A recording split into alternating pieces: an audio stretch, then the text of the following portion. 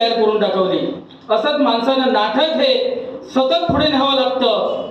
कारण मराठी भाषा राखावी तर नाटक हे प्रत्येक क्षणी, प्रत्येक गावागावात, प्रत्येक खेड्यापाड्यात व्हायलाच पाहिजे, तरच मराठी भाषेचं महत्त्व कळेल. एवढं सांगून माझे 2 शब्द संपवतो. संपता एक डायलॉग शिव आलिंगन मध्ये एक बोलून दाखवतो. नाटक म्हणजे हेच महत्त्वाचं. एक डायलॉग.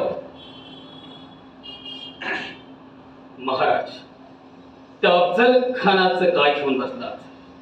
नाही महाराज, ही त्यांची अफवा आहे.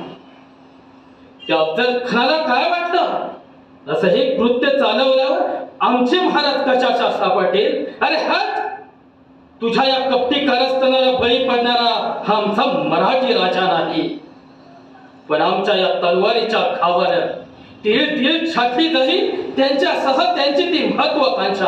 आमच्या या स्वराज्यात गनिमाचं पाहून आम्ही कदापि पडू देणार नाही.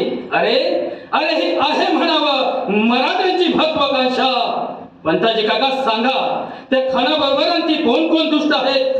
बाजी घोरपडे, प्रतापराव मोरे, कृष्णाजी भास्करजी, झुंजारराव खाडगे परकीयांना सामील होऊन